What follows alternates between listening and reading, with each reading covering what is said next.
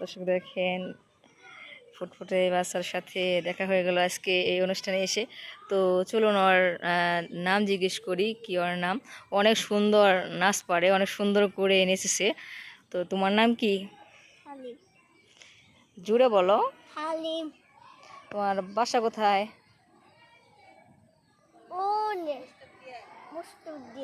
আহ, তা তুমি এইখানে কি অনুষ্ঠানে এসেছো? হ্যাপি বার্থডে কি তুমি নাচ করবা? নাচ? হ্যাঁ, এতক্ষণ দেখলাম তুমি অনেক সুন্দর করে নাচলা। তুমি নাচ শিখছো? হ্যাঁ, শিখো নাই? তুমি তখন একটা সুন্দর করে বেলুন দিয়ে কি জানি করলা, সেটা একটু বলো দেখি। ওই রুমে দর্শকও এমনভাবে কথা বলে, শুনতে ইচ্ছে করে। আর তখনও বেলুন দিয়ে একজনকে প্রপোজ করেছে। তখন কি বলেছিলা আবার বলো। এমনভাবে বলেছে যে আই লাভ ইউ জান। তারপর কে শিখাইছে তোমার এটা? কিসে দেখছো? মোবাইলে? মোবাইলে কি তোমার বলছে এটা বলার জন্য? মোবাইল থেকে শিখছো? এটা অর্থ কি জানো? হ্যাঁ, বুঝো তুমি? তুমি যদি সবাইরে বলো তখন কি বলবো? হ্যাঁ, তুমি সবাইরে কি বলো? হ্যাঁ, বলো না? তা নাচ একটু দেখি, তোমার অনেক সুন্দর নাচ।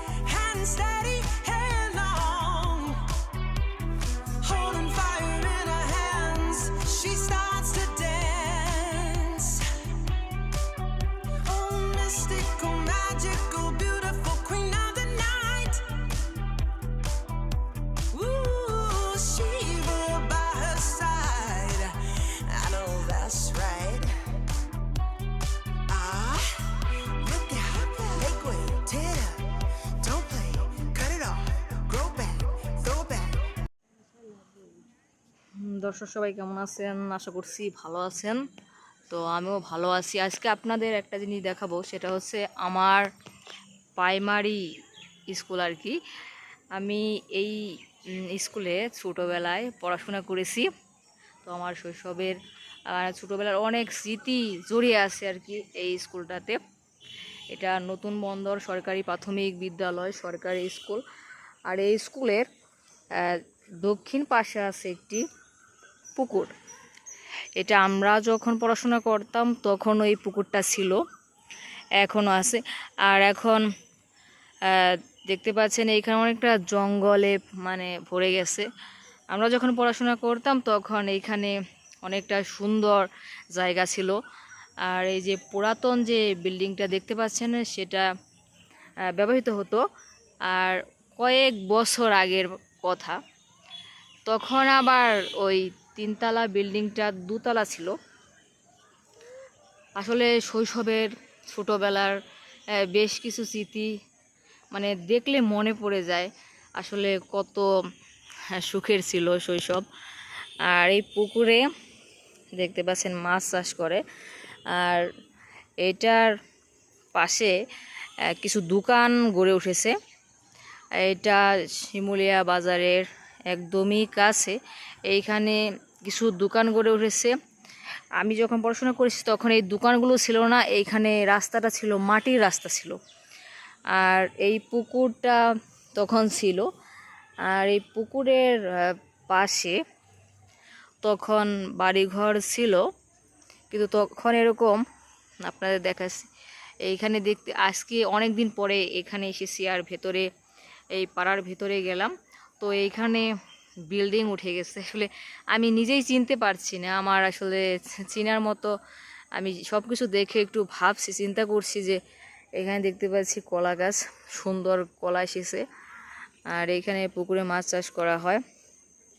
আসলে ছোটোবেলার বেশ কিছু স্মৃতি জড়িত আছে, যে কারণে আমার মনে পড়ে গেলো আমার সেই সময়ের কথা, ছোটোবেলার অনেক স্মৃতি।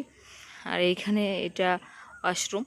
তখন এই ওয়াশরুম এখন অনেকটা জঙ্গলে ভরে গেছে। যারা আশেপাশে আছেন তারা অবশ্যই চিনেন, এটা নতুন বন্দর সরকারি প্রাথমিক বিদ্যালয়। এই বিদ্যালয়ে আমি পড়াশোনা করেছি। আর আমার অনেকটা সময় এখানে কেটেছে। আর দেখতে পাচ্ছি এখানে খড়ের পালা দেওয়া হয়েছে। এই অনেকেই আছে যারা জমিতে ধান চাষ করে, তারা এখানে পালা দিয়েছে। তো আসলাম এখানে একটু হাঁটার জন্য, বেড়ানোর জন্য। তো আপনাদের এখন এই সাইড থেকে বেশ কিছু জিনিস দেখাবো। এইখানে পিছনে, এই স্কুলের পিছনে একটা বিশাল পুকুর আছে। তো এই পুকুরটা দেখতে পাচ্ছেন যে অনেক বড়। আর এইখানে এই পুকুরের শান বাঁধানো ঘাট যাকে বলে, সেটাও আছে। শান বাঁধানো ঘাটে অনেক লোকজন এইখানে গোসল করে, যারা এই পাড়ার আছে আর কি, আশেপাশে যারা আছে তারা এখানে গোসল করে। তো এইখানে মাছ চাষও করা হয়। আর মাছ চাষ করে এখানে যারা বসবাস করে তারা।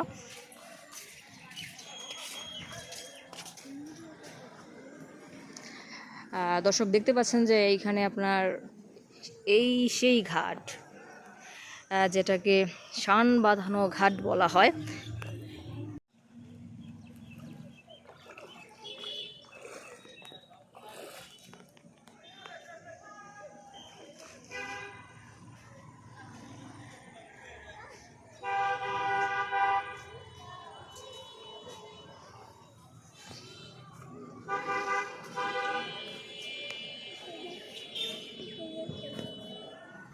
আমার মেয়ের একলা থুয়ে গেছে গা, আহে না ফোন দুয়ারা থুয়ে গেছি। ফুটবল খেলা হতো শোনালে না, খালি বিরক্ত করতো।